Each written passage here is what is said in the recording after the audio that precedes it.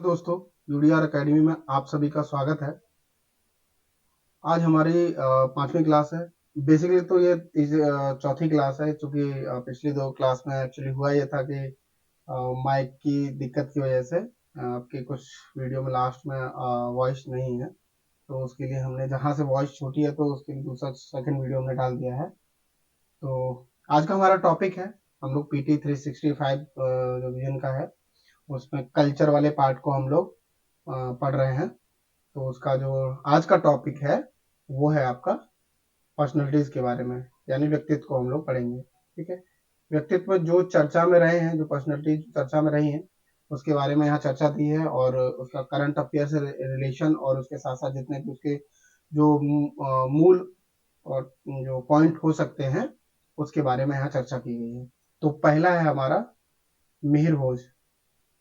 मिहिर भोज के बारे में जानने से पहले आप जानेंगे कि ये आपके गुर्जर प्रतिहार राजवंश के जो शासक रहे हैं, बहुत प्रतापी शासक थे। ठीक है, तो गुर्जर प्रतिहार जो शासन है वो दरअसल अगर आप देखेंगे यहाँ पे दिया है, तो ये गुर्जर प्रतिहार, पाल वंश और राष्ट्रकूट, इनके बीच में त्रिपक्षीय संघर्ष होता है। अगर आपने पढ़ा ही होगा कि कन्नौज को लेकर के त्रिपक्षीय संघर्ष होता है।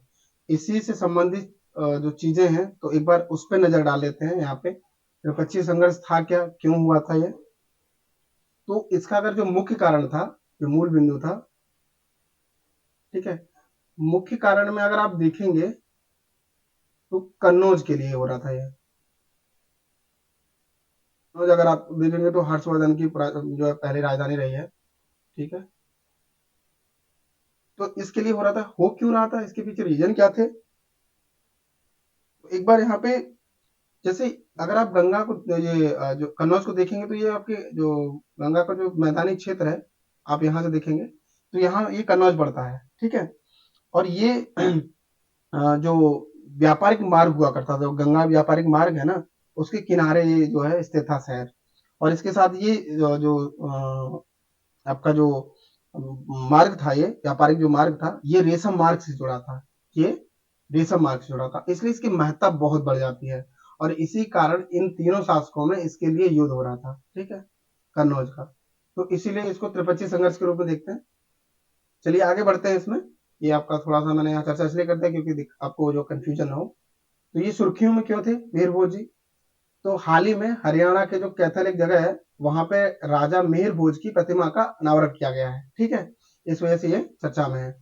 अगर मिहिर भोज के बारे में अगर आप जानेंगे तो 19वीं शताब्दी में गुर्जर प्रतिहार राजवंश के एक प्रमुख शासक थे ये। वह अपने पिता रामभद्र जो थे उनके उत्तराधिकारी बने थे, और 836 ईस्वी में सिंहासन पर जो है आसीन हुए थे। मतलब इन्होंने गद्दी 836 ईस्वी में संभाली थी। ठीक है, आगे अगर बढ़ेंगे तो उन्होंने जो है आदि वराह की, जो भगवान विष्णु के भक्त होते, मतलब आदि वराह, तो उनकी उसकी उपाधि धारण की थी इन्होंने। ठीक है, इनके अगर शासन काल के कुछ सिक्कों के पर अगर देखेंगे तो ये आदि वराह की जो सिक्कों पर इन्होंने आदि वराह के जो पद हैं उनको उत्कीर्ण किया था। ठीक, आकृति यहाँ पे आपको मिलती है। अरब, अगला देखेंगे, अरब व्यापारी सुलेमान ने उन्हें महानतम गुर्जर प्रतिहार सम्राटों में से एक बताया था। ठीक, अगला पॉइंट है, वे कला साहित्य के भी महान संरक्षक थे और उन्हें कवि राजशेखर को संरक्षण प्रदान किया था। ठीक, आगे देखते हैं। मिहिर भोज जी का जो राजनीतिक समीकरण देखेंगे तो उसके बारे में दिया है, उन्होंने विजय कूटनीति के माध्यम से प्रत्येक साम्राज्य को पुनर्गठित व समेकित किया था। आगे पॉइंट देखेंगे कि वराह, दौलतपुर, कहला, पाहेवा आदि स्थानों पर पाए गए अनेक अभिलेख इनके थे। ठीक, तो इनकी जानकारी प्रदान करते हैं, और मालवा, राजपूताना व मध्य प्रदेश पर इनका नियंत्रण था। ये हमें जानकारी मिलती है इससे। ठीक, अगर आप देखेंगे तो जो कल्लड़ की राय तरंगणी है, ये एक्चुअली आप देखेंगे तो कश्मीर का इतिहास के रूप में इसको देख सकते हैं आप। तो जो कल्लड़ जी की जो राय तरंगणी जो पुस्तक है, तो उसके उसमें जो उल्लेख मिलता है कि साम्राज्य का विस्तार उत्तर में कश्मीर तक था। ठीक है, इनका शासनकाल का जो विस्तार था वो कश्मीर में, उत्तर के जो है कश्मीर तक इनका जो है विस्तार था। अगर आप त्रिपक्षीय संघर्ष के बारे में यहाँ देखेंगे तो पूर्व में जो पाल वंश था, दक्कन में जो दक्षिण में जो राष्ट्रकूट जो था कन्नौज के लिए, त्रिपक्षीय संघर्ष मैंने अभी आपको बता दिया है कि कन्नौज के लिए त्रिपक्षीय संघर्ष था, तो किस किस लिए था। आगे बढ़ते हैं इसमें। सॉरी। उन्होंने पाल राजा देवपाल के साथ युद्ध लड़ा था। बाद में ग्वालियर प्रशस्ति के अनुसार भोज ने देवपाल के पुत्र को हराया था। ठीक। अगला पॉइंट है इसमें, उनके शासनकाल के दौरान अमोघ वर्ष और कृष्ण द्वितीय कन्नौज पर शासन करने वाले जो है राष्ट्रकूट राजा थे। अमोघ वर्ष और कृष्ण तृतीय कन्नौज पर शासन करने वाले जो है राष्ट्रकूट राजा थे। और भोज ने राष्ट्रकूटों से कन्नौज को जीतकर अपने साम्राज्य में यानी नर्मदा नदी तक विस्तार कर लिया था। कन्नौज को जीता और अपने आप में इसमें मिला लिया। ठीक। यहाँ पे गुर्जर प्रतिहार का जो राजवंश है उसके बारे में आपको दिया है कि इसके जो संस्थापक थे वो नागभट्ट थे। ठीक है। और इसमें जो शासक हुए जैसे वत्सराज हो गए, नागभट्ट द्वितीय हो गए, मिहिर भोज हो गए, महेंद्रपाल, जयपाल, जो जयपाल अंतिम शासक थे। और ये गुर्जर प्रतिहार शासनकाल अगर आप देखेंगे 730 ईस्वी से 1036 ईस्वी तक जो है इनका शासनकाल रहा। बड़े नगरों में अगर आप देखेंगे तो देखो उज्जैन आपको मिलेगा और जो बाद में इन्होंने कन्नौज को जो है विजित किया। ठीक है। और साहित्यिक स्रोत के अगर अभिलेख की बात करें तो पुलकेशिन द्वितीय का जो ऐहोल अभिलेख है ना, उसमें जो इसका अभिलेख मिलता है। और ह्वेन सांग का जो यात्रा वृत्तांत है उसमें इसका वर्णन मिलता है। और बाणभट्ट का जो हर्षचरित है उसमें इसका जो है उल्लेख मिलता है। प्रशासन के बारे में अगर बात करेंगे आप, तो राजाओं ने परमेश्वर, महाराजाधिराज जैसी बड़ी बड़ी उपाधियां धारण की थी। और इनके शासन में मंत्रिपरिषद का उल्लेख नहीं है। अगर इनके शासनकाल में आप देखेंगे तो मंत्रिपरिषद का उल्लेख नहीं है। राज्य को जैसे भुक्तियों में और भुक्तियों को मंडलों में और फिर मंडल को नगरों तथा गांवों में विभाजित किया जाता था। ठीक है। गांव का जो प्रशासन स्थानीय स्तर पर किया जाता था। ठीक। आगे देखते हैं इसमें सामाजिक और धार्मिक परिस्थितियां दी हुई हैं। तो समाज में जाति व्यवस्था प्रचलित थी और अंतर जातीय विवाद भी होते थे। और शाही जो परिवार होते थे या अमीर वर्ग के लोग जो होते थे उनमें बहु विवाह का प्रचलन हुआ करता था। ठीक। यह ब्राह्मणवादी धार्मिक व्यवस्था के लिए प्रगति का एक युग था। चरम पे थी ब्राह्मणवादी धार्मिक व्यवस्था थी। ठीक है। तत्कालीन समय में वैष्णव, शैव, भक्ति और सौर सबसे प्रमुख संप्रदाय थे यहाँ इस समय। ठीक है। इस काल में मूर्ति पूजा, यज्ञ, धार्मिक स्थलों को दान देना भी प्रचलन में थे। ये भी प्रचलन में इसमें हुआ करता था। ठीक है। आगे कला और स्थापत्य के बारे में अगर आप देखेंगे इसमें, तो इस राजवंश के शासनकाल इस राजवंश के शासन में जो कला, स्थापत्य कला और साहित्य के महान जो संरक्षक थे। ठीक है। ये लोग जो है कला, स्थापत्य कला, साहित्य के महान संरक्षक के रूप में इनको जाना जा सकता है। इस काल की उत्कृष्ट मूर्तियों में विष्णु का विश्व स्वरूप, शिव और पार्वती का विवाह, महिला आकृति जो सुरसुंदरी आदि शामिल है। कलाकृतियों में अगर आप देखेंगे तो इनका आपको उदाहरण मिल जाएगा। ठीक है। इस राजवंश की स्थापत्य कला के सबसे उत्कृष्ट जो कार्य हैं वो ओसिया में देखा जा सकता है, जहां स्थापत्य की महामारू शैली में निर्मित मिहिर मंदिर जो महामारू जो शैली है, महामारू शैली के बारे में अगर आप देखेंगे तो ये जो शैली है आपकी, ये जिसका विस्तार अगर आप देखेंगे, महामारू शैली इसका विस्तार आप अगर देखेंगे तो ये राजस्थान और गुजरात में जो है इसके मंदिर कला शैली के जो है आपको प्रमाण मिल जाएंगे। ठीक है। तो ये शैली में निर्मित हरिहर जो मंदिर है वो विशेष रूप से इसमें आप देख सकते हैं। ओसियां आधुनिक राजस्थान के जोधपुर जिले में है। ठीक है। आगे इसी में पॉइंट है आपका कि ओसिया में निर्मित आरंभिक जो संरचनाएं मंदिर निर्माण की पंचायतन शैली का उदाहरण प्रस्तुत करती है। और इस शैली में मुख्य मंदिर 4 सहायक मंदिरों से घिरा रहता था। ठीक है। मतलब ये जो शैली थी, इस शैली में अगर आप देखेंगे कि मान लीजिए एक मंदिर है और वो जो है 4 तरफ से मुख्य रूप से 4 मंदिर से घिरा रहता था। ठीक है। ग्वालियर किले में स्थित तेली का मंदिर भी स्थापत्य कला अद्भुत नमूना है इसका। ठीक है। यह मंदिर शक्ति पंथ को समर्पित है और इस राजवंश की सबसे अधिक बड़े स्तर की उन पुरानी संरचना में से एक है जो आज भी मौजूद है। इसका निर्माण मिहिर शासन के काल में हुआ था। ठीक। ये था हमारा आपका मिहिर भोज के बारे में और उससे संबंधित जो तथ्य हो सकते थे वो हमने आपको यहाँ बता दिए हैं। अगला टॉपिक है हमारा संत मीराबाई। बहुत प्रचलित रही हैं मीराबाई, और ये कृष्ण की भक्ति के लिए जानी जाती थी। दरअसल ये कृष्ण को अपना जो है स्वामी के रूप में देखती थी, मतलब परमेश्वर के रूप में, और मतलब ये मानती थी कि इन्होंने उनसे जो है अपने पति के रूप में बेसिकली इनको देखती थी। तो अगर आप देखेंगे तो इनका जो बचपन का नाम था, इनका बचपन का नाम वो यशोदा था। ठीक है। ये चर्चा में क्यों था? उत्तर प्रदेश के मथुरा में जो संत मीराबाई की 525वीं जयंती मनाई गई है। ठीक है। 525वीं जयंती मनाई गई, इसलिए चर्चा का विषय है। और मीराबाई के बारे में अगर आप जानेंगे तो मीराबाई भक्ति आंदोलन के महान संत कवियों में से एक थी। बात यहाँ भक्ति आंदोलन की हुई है, तो एक बार थोड़ा चर्चा कर दें हम आपको भक्ति आंदोलन के बारे में। बस आप सुन लीजिए थोड़ा सा, तो आपको क्लियर हो जाएगा भक्ति आंदोलन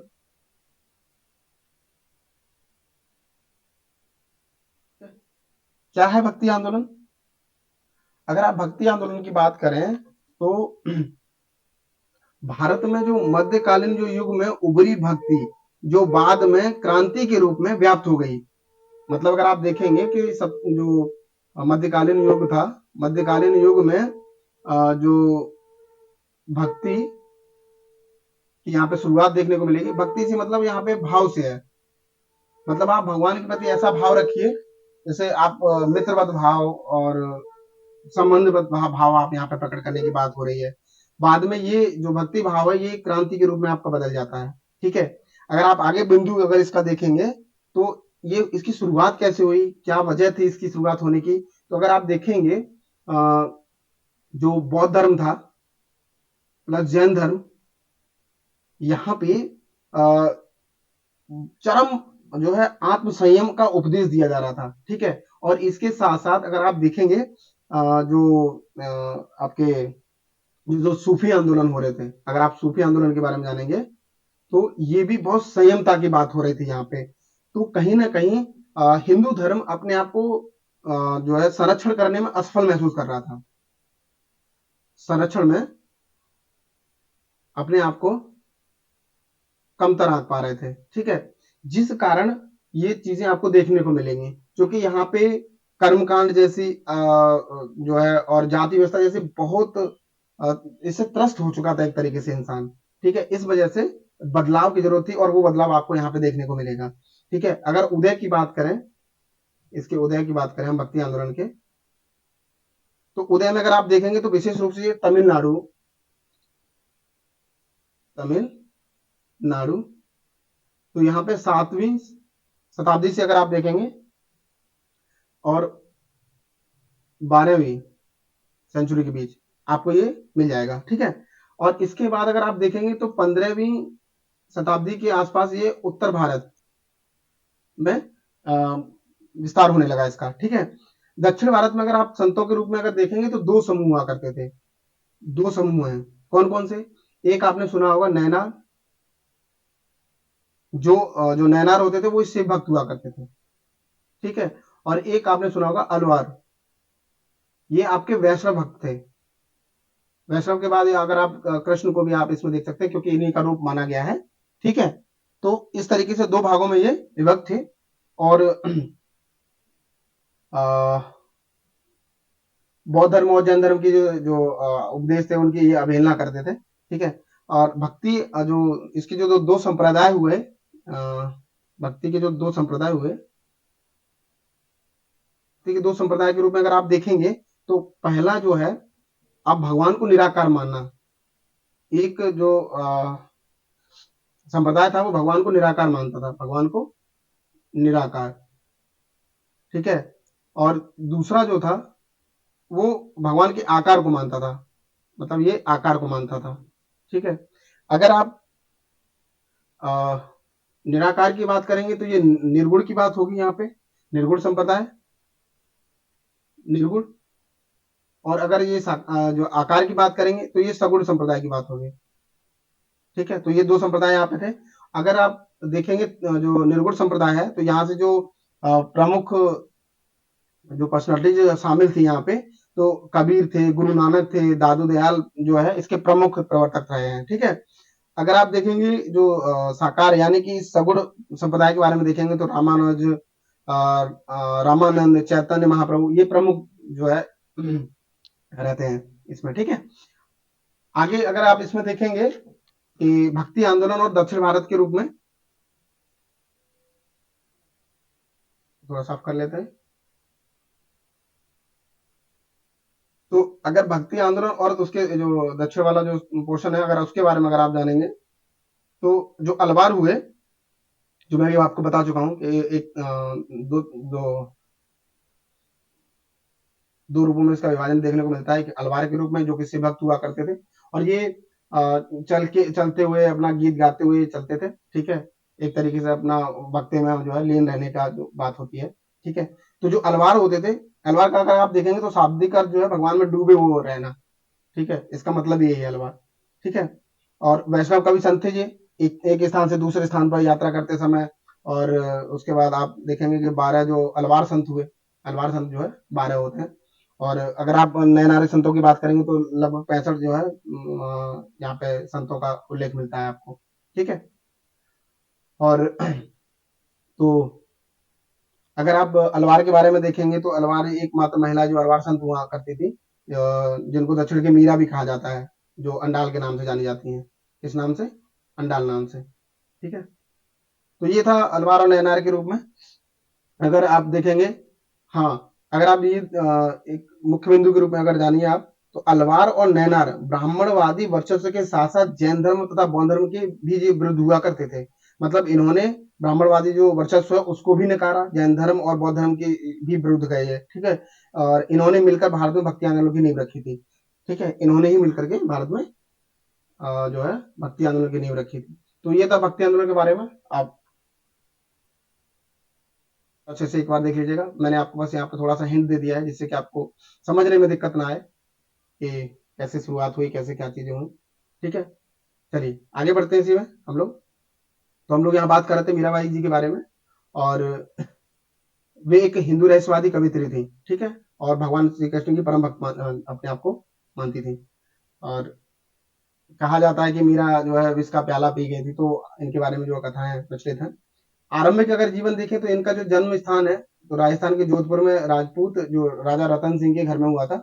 ठीक है, उनके बचपन का नाम यशोदा था, बता चुका है आपको। और 1516 में मीराबाई का विवाह जो मेवाड़ के राजा थे ना, राणा सांगा की जो पुत्र हुआ करते थे, कुंवर भोज राजा ने किसे इनका जो है विवाह हुआ। ठीक, अ, आगे अगर आप देखेंगे इसमें, तो राणा सांगा ने जो अन्य राजपूतों के साथ मिलकर के मुगल बाबर के खिलाफ खानवा का युद्ध लड़ा था। अगर आप वो सांगा जी के युद्ध के बारे में जानेंगे, तो इनके युद्ध के बारे में आप थोड़ा सा एक चर्चा कर देते हैं आपको, कि इन्होंने कुल मिलाकर कई युद्ध लड़े, लेकिन उसमें जो प्रमुख युद्ध हैं उसके बारे में हम आपको बता देते हैं। जैसे खतौली का युद्ध आपने पढ़ा होगा। आजकल जो युद्ध पूछे जा रहे हैं, तो कुछ ऐसे पूछे जाते हैं जो नाम नहीं सुने होते हैं, लगता है कहाँ से पूछ लिया गया। ठीक है, तो कहीं ना कहीं वो टॉपिक चर्चे में रहते हैं और उसके डीप में हम लोग नहीं जा पाते, तो सवाल हमारे से गलत हो जाता है। तो खतौली जो युद्ध है, अगर आप देखेंगे तो 1517 ईस्वी में ये युद्ध लड़ा जाता है। और ये युद्ध इब्राहिम लोदी और जो आपके महाराणा सांगा के बीच में लड़ा जाता है। और इब्राहिम लोदी को ये पराजित भी करता है। ठीक है, पराजित करते हैं। अगला एक युद्ध इन्होंने लड़ा था, जो बाड़ी का युद्ध जिसको बोलते हैं। ये बेसिकली आपको धौलपुर में जो है जगह है, धौलपुर। ठीक है, वहां पे ये युद्ध लड़ा गया था। और ये 1518 में लड़ा गया था। ये लड़ा गया था आपका जो लोधी सेना थी और महाराणा सांगा के बीच युद्ध हुआ था। यहाँ पे भी आपको महाराणा सांगा जो है अपने आप को युद्ध घोषित करते हैं। और जो एक अगला आपको मिलेगा, गागरोन का युद्ध, गागरोन का युद्ध, ये लड़ा जाता है आपका 1519 में। ठीक है, 1519 में लड़ा जाता है। और ये जो महमूद खिलजी है ना, उनके साथ और महाराणा सांगा के साथ होता है। और इसमें महमूद खिलजी को जो है महाराणा सांगा पराजित करते हैं। ठीक है, इसमें जो दिया है खानवा का युद्ध, ये 1527 ईस्वी में लड़ा गया था। ठीक है, और इससे पहले एक युद्ध होता है जिसको बमाना युद्ध बोलते हैं, बमाना। ठीक है, ये 16 फरवरी 1927 में हुआ था, 1927 में। होता क्या है कि बाबर की सेना पानीपत का जो प्रथम युद्ध हुआ था ना, तो वहां से लौट रहे थे, और रास्ते में जो एक जगह पड़ती है आपकी, उसका नाम है जगह का, जो इन्होंने किला विजित भी किया था। एक सेकंड, मेरा दिमाग से उतर रहा है।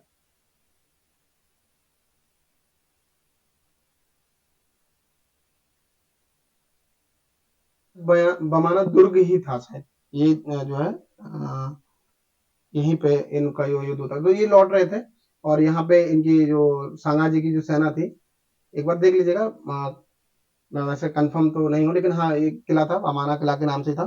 तो वहां जब सेना लौट रही थी, तो सांगाजी की सेना से और इनका युद्ध हो रहा था, और ये कहा जाता है कि जो बाबर की सेना थी ना, वो डर के मारे भाग गई थी यहाँ से। ठीक है, तो ये बड़ा देखने को मिलता है, यहाँ पे बड़ी चीज है ये, आप एक बार अच्छे से इसको क्लियर कर लीजिएगा। ठीक है, उसके बाद खानवा का युद्ध आपका लड़ा जाता है 1527 में ही, और ये आपका 17 मार्च को, 17 मार्च को ये लड़ा जाता है युद्ध। ठीक है, तो ये कुछ युद्ध थे सांगाजी के। अगर बात यहाँ पे हुई है आपकी बाबर की, तो बाबर के युद्ध की भी आप एक बार जो है देख लीजिए बाबर को। बाबर जो बेसिकली तो कई युद्ध लड़ा, लेकिन मुख्य रूप से इसके 4 युद्ध जो बहुत फेमस हैं, जैसे पानीपत का प्रथम युद्ध, और खानवा का पानीपत का युद्ध 1500 ये आपको 26 में होता है। उसके बाद आपका खानवा का युद्ध जो सांगाजी के साथ हुआ, उसके बाद ये 1527 में था। ठीक है, उसके बाद आपका एक युद्ध आता है चंदेरी का युद्ध, जो आपका उसमें 1528 में होता है। और उसके बाद एक लास्ट युद्ध आपको देखने को मिलेगा घाघरा का युद्ध। ठीक है, घाघरा का युद्ध, ये 1529 में मिलता है आपको। तो ये कुछ प्रमुख युद्ध थे बाबर जी के। ठीक है, बाबर के। तो इनको आप देख लीजिएगा, कई बार पूछ ले, मिलान करने को दे दिया जाता है कि, और क्रम, कई बार क्रम लगाने के लिए दे दिया जाता है। तो अगर आप इसका ट्रिक देखेंगे, तो पानी पीकर खाना खाकर चले चले घर को, ऐसे बोल सकते हैं। ठीक है, कई सारी ट्रिक हैं, तो आप जैसे याद कर पाए, इसको समझ पाए। तो ये था हमारा। अब इसमें आगे बढ़ते हैं हम लोग। तो अगर संत के रूप में अगर इनको देखेंगे, उनका जो जीवन है, तो वे सगुण भक्ति धारा की कवित्री थी, और वे बचपन से ही भगवान कृष्ण को अपना पति मानती थी। ठीक है, और वे भगवान श्री कृष्ण को गिरधर गोपाल कहती थी। ठीक है, ये तो था उनके जो है संत रूप में जो जीवन था। अगर प्रमुख कृतियों की या रचनाओं के बारे में अगर आप देखेंगे, तो पायो जी मैंने राम रतन दा पायो, इस पर गाना भी बना हुआ है। ठीक है, उनकी सबसे प्रसिद्ध कविताएं हैं इसमें। ठीक है, अगर मीराबाई के गीत के बारे में अगर आप जाने, या काव्य गीत और काव्य ब्रज भाषा में संकलित है। ठीक है, इन गीतों और काव्यों का संकलन अपने आराध्य की पूजा करते समय उसके प्रति अपनी भावना व्यक्त करने के लिए किए गए गीतों से हुआ है। ठीक है, अगला पॉइंट है इसमें, उनके गीतों काव्यों में राग गोविंद, नरसिंह जी का मायरा, गीत गोविंद पर टीका, मीराबाई की मल्हार, राग विरह, सॉरी राग विहाग, और गरबा गीत आदि शामिल हैं इसमें काव्यों में, और ठीक है गीतों में। अगला पॉइंट इसमें है, रॉबर्ट ब्लाई और जैन हिल्सफील्ड ने अपनी पुस्तक मीराबाई एक्सटैटिक पोएम्स में जो है इनको कुछ कविताओं का अंग्रेजी में अनुवाद किया गया है। ठीक है, आगे पॉइंट है इसमें, भक्तमाल ब्रज भाषा में रचित एक काव्य संग्रह है। इसकी रचना गुरु नावादास जी ने 1585 ईस्वी में की थी। इसमें मीराबाई के जीवन के बारे में वर्णन किया गया है। ठीक है, समाज सुधार के रूप में अगर देखेंगे, तो वे संत रविदास जो रैदास जी हैं की जो शिष्या रही हैं, और संत रविदास जो है एक तरह से अस्पृश्य समझी जाने वाली जाति से संबंधित थे। ठीक है, इसलिए आप देखेंगे कि जो मीराबाई है, वो इसके विरुद्ध काम करने का काम करती हैं, वो अस्पृश्यता जैसी चीजों से की अवहेलना करती हैं। ठीक है, मीराबाई ने अपने गीतों और काव्यों में उच्च जातियों द्वारा निर्मित मानदंडों को खुले तौर पर चुनौती दी थी। ठीक है, तो ये आपका था समाज सुधार के रूप में। अगर भक्ति आंदोलन के रूप में बारे में हम आप वैसे बता चुके हैं, लेकिन आप फिर भी एक नजर डालिए यहाँ पे। 7वीं और 12वीं शताब्दी में के बीच जो है दक्षिण भारत में माने जाने वाले इस आंदोलन के संतों ने जाति आधारित भेदभाव मूलक सामाजिक व्यवस्था की आलोचना की थी और सभी मनुष्यों की समानता पर यह बल दिया था। ठीक है, अलग अलग क्षेत्रों में भक्ति आंदोलन के रूप में देखेंगे तो दक्षिण भारत में अगर आप देखेंगे तो जो मैंने बोला अलवार और नयनार, जो अलवार होते थे वो भगवान विष्णु के भक्त थे, नयनार जो भगवान शिव के भक्त थे, नेतृत्व में हुआ था। और उन्होंने अपने भजनों में स्थानीय भाषा में इन्होंने जो भजन गाए उसमें जो स्थानीय भाषा का प्रयोग किया था, इसलिए ये बहुत ज्यादा जुड़ाव, जो प्रत्यक्ष जुड़ाव मिला इसको लोगों के द्वारा, इस कारण इसका जनता से प्रत्यक्ष जुड़ाव संभव हुआ। ठीक है, नयनार वे भगवान शिव के भक्त थे, उनकी जो संख्या थी वो 63 संख्या थी, मतलब ये 63 संत थे। और प्रसिद्ध नयनार संत जो थे वो अपार जी थे, सुंदरार जी थे, त्रुगन, समंदर और मणिकवाचर। ठीक है, ये मणिकवा सागर सगर है, ये का नाम है। तो हलवार अगर आप देखें तो इसमें 12 कुल संत थे, भगवान विष्णु के भक्त हुआ करते थे। तो उसमें जो प्रमुख नाम देखने को मिलेंगे तो नाम अलवार है और तिरुमंगलई अलवार है, अंडाल जी हैं जो मैं अभी बता चुका, महिला हैं जो। ठीक है, और पेरियालवार है। तो ये नाम थे, ये प्रमुख जो है संत हैं दक्षिण के। अंडाल के भक्तों को, जो भक्ति गीतों को ना तिरुपवाई कहा जाता था, और अलवार संतों के भक्ति गीत दिव्य प्रबंधम में आपको संकलित मिलते हैं। ठीक है, मध्य भारत में अगर आप देखेंगे भक्ति आंदोलन को तो देखो 13वीं शताब्दी के आसपास भक्ति आंदोलन का दक्षिण भारत में, मध्य और उत्तर भारत में प्रसार होने लगा था। इस दौरान उत्तर भारत में भक्ति आंदोलन की एक नई लहर देखी गई थी। सारी चीज मैं आपको क्लियर कर चुका हूं, फिर भी आप एक बार देख लीजिए सरसरी निगाहों से। इस क्षेत्र में प्रचलित भक्ति परंपराओं को निम्नलिखित दो व्यापक श्रेणियों में बांटा गया था। कौन कौन सी? सगुण भक्ति धारा और निर्गुण भक्ति धारा। ईश्वर के गुणयुक्त और साकार रूप की उपासना की जाती थी सगुण भक्ति धारा में। ठीक है, और अगर इसमें आप देखेंगे तो तुलसीदास, मीराबाई शामिल थे। और अगर निर्गुण भक्ति की बात करेंगे तो जो निराकार की बात होती है, इसमें उपासना की जाती थी लेकिन जो इसके आकार और ये मूर्ति जैसी चीजों को नहीं मानते थे। ठीक है, इस धारा के प्रमुख जो संत हुआ करते थे तो कबीरदास, गुरु नानक देव आदि थे। अगर महाराष्ट्र में अगर हम देखेंगे इसको तो 13वीं से 17वीं शताब्दी तक जो है इसका विस्तार आपको देखने को मिल जाएगा। तो महाराष्ट्र में बड़ी संख्या में संत कवि हुए, जिनके सरल मराठी भाषा में लिखे गए गीत आज भी लोकप्रियता जो है पाई हुई है इन्होंने। ठीक है, भक्ति की इस क्षेत्रीय परंपरा का अगर केंद्र देखें तो पंढरपुर जो विठल है ना, भगवान विष्णु का एक मंदिर है, वहां पे जो है इसका केंद्र हुआ करता था। इन संतों ने वारकरी संप्रदाय का अनुसरण किया था। और महाराष्ट्र के प्रसिद्ध भक्ति संतों में ज्ञानेश्वर, नामदेव, एकनाथ, तुकाराम के साथ साथ जो है सखुबाई जैसी महिलाएं और चोखा मेला का परिवार भी इसमें शामिल था। ठीक है, आगे बढ़ते हैं। इसमें आगे दिया है पूर्वी और पूर्वोत्तर भारत के बारे में।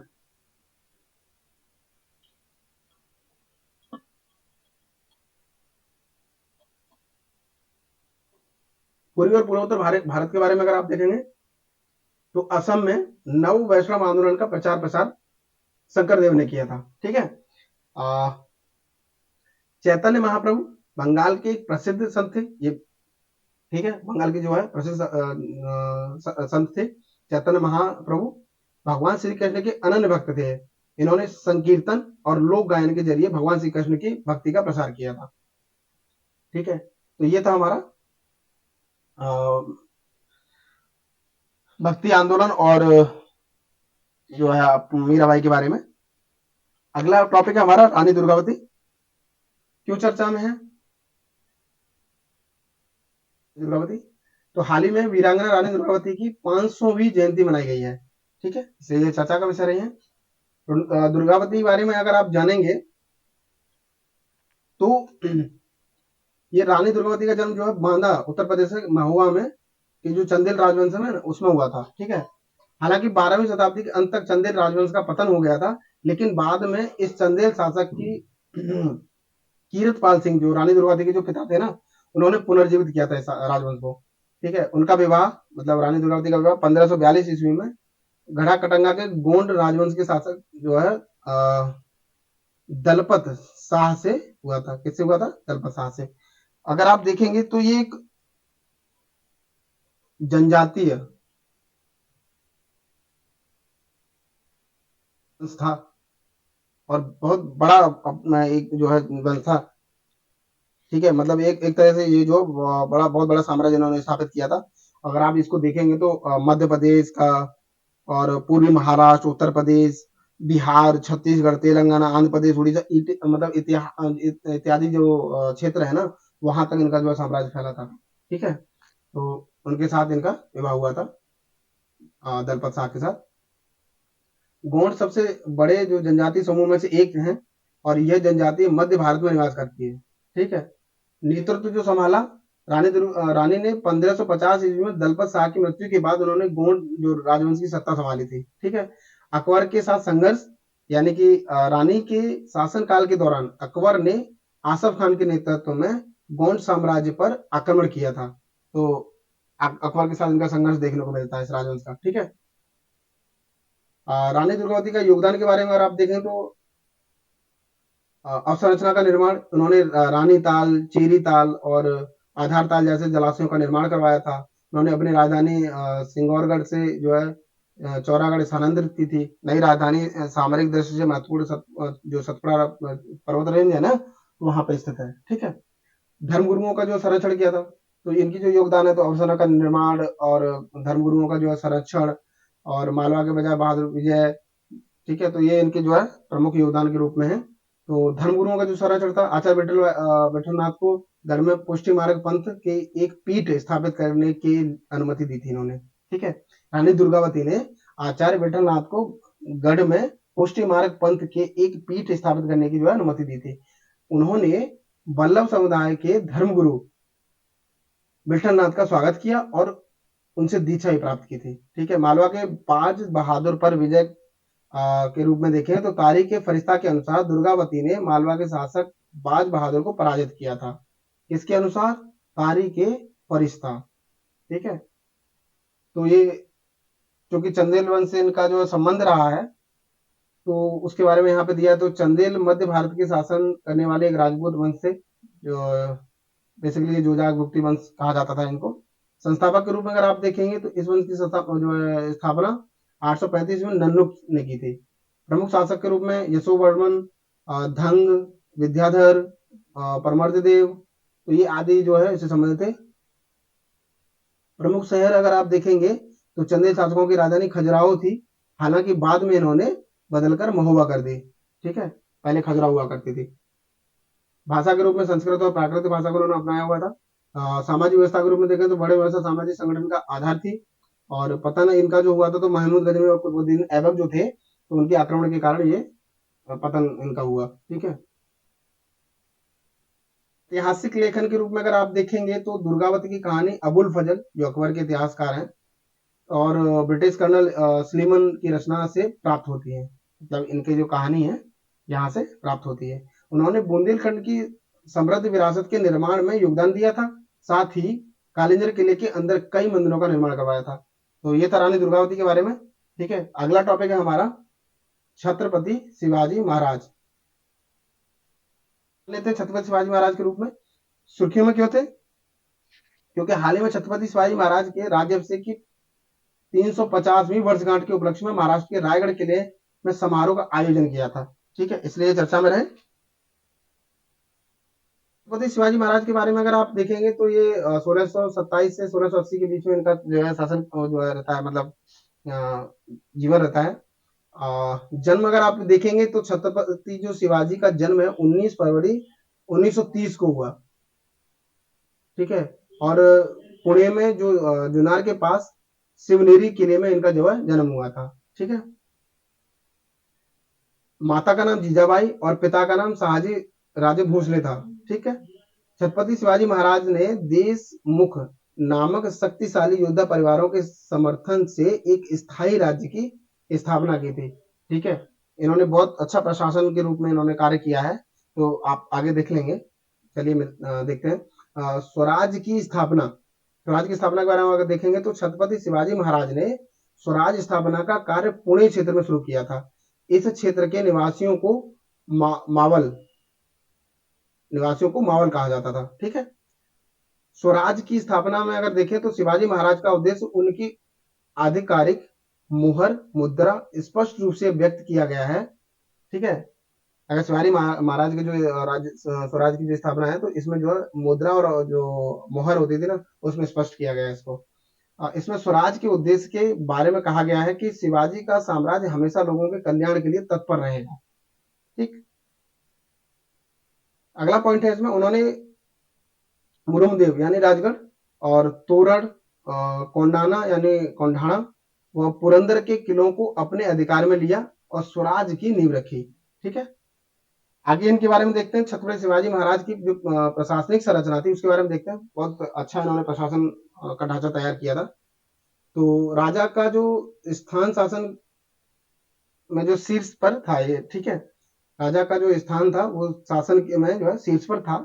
और शिवाजी को परामर्श के लिए एक मंत्री परिषद होती थी और इस परिषद में कुल 8 मंत्री होते थे। 8 मंत्री कौन कौन से, जैसे पेशवा जो प्रधानमंत्री के रूप में, और मजूमदार जो लेखाकार, और वायकयानवीस जो होते थे वो गुप्तचर विभाग और डाक और घरेलू मामले देखते थे। दबीर या सुमंत जो होते थे वो विदेशी मंत्री थे। और जो सेनापति होते थे, सेनापति के साथ साथ न्यायाधीश जो होते थे। और उसके बाद पंडित राव जो धर्मार्थ जो अनुदान थे उनके प्रभारी के रूप में ये कार्य करते थे।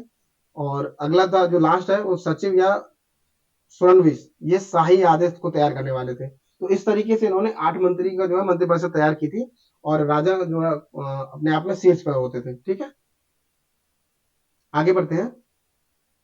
छत्रपति शिवाजी महाराज ने अपने नियमित सैनिकों को नकद वेतन दिए जाने की प्राथमिकता दी थी। मतलब वो नकद वेतन दिए जाने में जो है प्राथमिकता देते थे। हालांकि कभी कभी जो सेना प्रमुख को राजस्व अनुदान यानी सरंजाम भी दिया जाता था। आगे देखते हैं इसमें। मिराजदारों पर कड़ी निगरानी रखी जाती थी। मिराजदार ऐसे लोग होते थे जिनके पास भूमि के वंशानुगत अधिकार थे। ठीक है, मिराजदार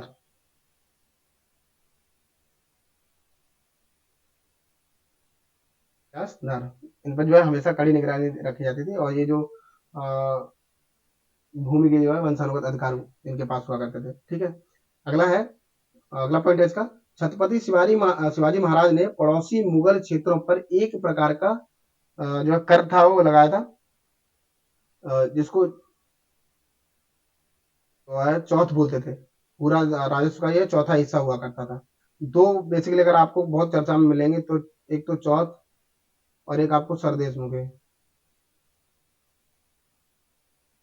ये आय का जो है 4% और ये 10% के रूप में होता था। क्योंकि कई इतिहासकारों को लेकर मतभेद है इन दोनों को लेकर के, कोई कुछ मानता है इसके लिए, कोई कुछ मानता है। ठीक है, यूपीएससी ने हालांकि इसको जो है अलग तरीके से डिस्क्राइब किया हुआ है। अगर छत्रपति शिवाजी महाराज का जो सैन्य संगठन देखेंगे आप, तो छत्रपति शिवाजी महाराज ने गुरिल्ला और पहाड़ी युद्ध में प्रशिक्षित छोटी जो घुड़सवार सेना थी और पैदल सैन्य टुकड़ी को बनाए रखा हुआ था। ठीक है, मावली और हेतकरी उनके सबसे उत्कृष्ट सैनिक हुआ करते थे। ठीक है, मराठा नौसेना का जो गठन है उसके बारे में अगर आप देखेंगे तो नौसेना के जहाजी बेड़े में विविध प्रकार के 400 जहाज शामिल थे। इसमें गुरुप, गलबट और पाल जैसे युद्धपोत शामिल थे। ठीक है, छत्रपति शिवाजी महाराज की सैन्य संगठन योजना में दुर्गों को भी प्राथमिकता दी गई थी। ठीक, अगला पॉइंट देखें तो दुर्ग का संपूर्ण प्रभार किसी एक अधिकारी को नहीं सौंपा गया था। इसकी बजाय प्रत्येक किले में एक हवलदार जो चाबियों का प्रभारी होता था और एक जो सबनीस होता था जो उपस्थिति नाम वाली और जो सरकारी पत्राचार जो के लिए जो है संबंधित था इससे। ठीक है, और एक जो है सर नौबत होता था जो चौकी का प्रभारी होता था। तो आज के पुलिस उसको प्रशासन को आप देखेंगे तो उसमें जो सबसे लास्ट जो कड़ी है उसको आप देख सकते हैं इस रूप में। ठीक है, उन्होंने जो समुद्री जो दुर्ग थे उनका निर्माण करवाया था, किलों का। और दुर्ग नौसेना को सुरक्षा प्रदान करते थे तथा जंजीरा के सिद्धि और पुर्तगालियों पर नियंत्रण रखते थे। अगला पॉइंट है इसमें, उन्होंने सुवर्ण दुर्ग का निर्माण करवाया था। उन्होंने 1664 में मालवन में सिंधु दुर्ग का निर्माण करवाया था। लगभग इसी समय उन्होंने विजय दुर्ग का नामक किले को भी मजबूत करवाया था। ठीक है, ये उनके बारे में तथ्य है। लास्ट है इसमें पॉइंट, उन्होंने सिद्धियों की शक्ति का मुकाबला करने के लिए राजपुरी के सामने एक छोटे से द्वीप पर पद्मदुर्ग नामक किले का निर्माण करवाया था। ठीक है, चलिए अगला टॉपिक है हमारा सर सैयद अहमद खान। जो अगले व्यक्ति हैं जो चर्चा में रहे हैं, सर सैयद अहमद खान का भी एक इतिहास रहा है। ठीक है, इनका जन्म 17 अक्टूबर 1817 में हुआ था। तो चलिए इनके बारे में देख लेते हैं, इस सुर्खियों में क्यों थे। तो 2023 में सर सैयद अहमद खान की 125वीं पुण्य तिथि पर श्रद्धांजलि अर्पित की थी और इसी वजह से ये चर्चा में है। सर सैयद अहमद खान के बारे में अगर आप जानेंगे तो ये 1817 से 1898 के बीच इनका समय है। उन्होंने एक सिविल सेवक, पत्रकार, शिक्षाविद, समाज सुधारक, इतिहास के रूप में काम किया था। ठीक है, अगर धार्मिक इनका दृष्टिकोण आप देखेंगे तो सर सैयद अहमद खान ने इस्लाम की व्याख्या में जो इत्तेहाद है ना, मतलब स्वतंत्र चिंतन का जो है तर्कबाजी करते थे कि वैधता पर बल दिया था इन्होंने। ठीक है, सर सैयद ने कुरान की शिक्षाओं और आधुनिक विज्ञान द्वारा खोजे गए प्रकृति के नियमों के बीच समानता स्थापित करने पर इन्होंने बल दिया था। ठीक है, आधुनिकता पर ये बल देते थे। रचनाओं के बारे में अगर आप जानेंगे तो उन्होंने असबाब ए बगावत ए हिंद यानी सैन्य विद्रोह के कारण नामक शीर्षक से एक लेख भी लिखा था और इसमें उन्होंने देसी परिप्रेक्ष्य में विद्रोह के कारणों को समझाने का प्रयास किया था। ठीक है, आगे बढ़ते हैं। उन्होंने अलीगढ़ इंस्टीट्यूट गजट नामक पत्रिका प्रकाशित की थी और यह पत्रिका साइंटिफिक सोसाइटी का एक अभिन्न अंग थी। ठीक है, अगला पॉइंट है सर सैयद अहमद खान ने तहजीब उल अखलाक यानी समाज सुधारक ये पत्रिका है, ठीक है, नामक पत्रिका की शुरुआत की। इसका उद्देश्य सामाजिक और धार्मिक मुद्दों पर लोगों की चेतना को जागृत करना था। ठीक है, आपने सुना होगा एएमयू। एएमयू की स्थापना इन्होंने जो है 24 मई 1875 को की थी। 24 मई इन्हीं के द्वारा की गई थी 1875। ठीक है, आगे पॉइंट है वे ईसाई धर्म के मतलब ये ईसाई धर्म को भी जानकार थे। ठीक है, उन्होंने जो है commentary on the Holi Bible नामक पुस्तक की रचना की थी। ऐतिहासिक दस्तावेजीकरण के रूप में देखेंगे तो असार उस सनादीद जैसी उनकी रचनाओं ने भारत की समृद्ध सांस्कृतिक विरासत को संरक्षित करने में योगदान दिया था। ठीक है, आगे बढ़ते हैं।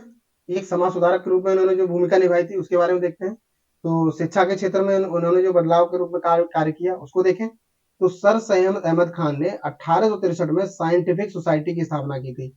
इसका उद्देश्य जो है मुसलमानों में वैज्ञानिक दृष्टिकोण को पैदा करना था। ठीक है, अगला पॉइंट है सर सैयद ने यह अनुभव कर लिया था कि मुसलमानों की उन्नति आधुनिक शिक्षा अपनाने पर और अंग्रेजी भाषा में निपुणता प्राप्त करने पर निर्भर करती है, वो ऐसा मानते थे। ठीक है, उन्होंने 1875 में अलीगढ़ में मोहम्मद एंग्लो ओरिएंट कॉलेज की स्थापना की थी, जो अभी हम बता चुके हैं आपको, अलीगढ़ मुस्लिम यूनिवर्सिटी जो अलीगढ़ में है। और अलीगढ़ आंदोलन की भी इन्होंने शुरुआत की थी यहाँ से। ठीक है, वे अज्ञानता, धार्मिक असहिष्णुता और तर्कहीनता के खिलाफ हुआ करते थे। आगे इन्होंने जो राष्ट्रीय आंदोलन के विरोधी के रूप में इन्होंने कार्य किया। कैसे? अपने बाद के वर्षों में सर सैयद ने भारतीय मुसलमानों को राष्ट्रीय आंदोलन में शामिल नहीं होने के लिए प्रोत्साहन दिया था। दरअसल वो द्विराष्ट्र के सिद्धांत के संस्थापकों में से एक माने जा सकते हैं उनको। ठीक है, आगे बढ़ते हैं। महिलाओं के अधिकारों के संबंध में उनके प्रति जो है रूढ़िवादी हुआ करते थे ये। जैसे सर सैयद अहमद खान ने महिलाओं के लिए असंगठित ट्यूटर आधारित घरेलू शिक्षा का समर्थन किया था। ठीक है, उनका मानना था कि महिलाओं को उनकी पारिवारिक जो भूमिकाओं पर अधिक ध्यान केंद्रित करना चाहिए। वो चाहते थे कि मतलब महिलाएं जो है पारिवारिक जो भूमिका है, खाना बनाना वगैरह वगैरह ऐसी चीजें, उस पर ज्यादा ध्यान केंद्रित करें। हालांकि महिलाओं के प्रति इस तरह की धारणा रखने के कारण उन्हें आलोचना का सामना बहुत करना पड़ा था इस चीज का। ठीक है, लास्ट पॉइंट है इसमें, यद्यपि उन्होंने बहुविवाह और शिक्षा हत्या सॉरी बहुविवाह और शिशु हत्या और बाल विवाह की निंदा की थी। ठीक है, इन तीनों चीजों की उन्होंने निंदा की थी। महर्षि दयानंद सरस्वती अगला पॉइंट हमारा टॉपिक है हमारा महर्षि दयानंद सरस्वती। क्यों सुर्खियों में है?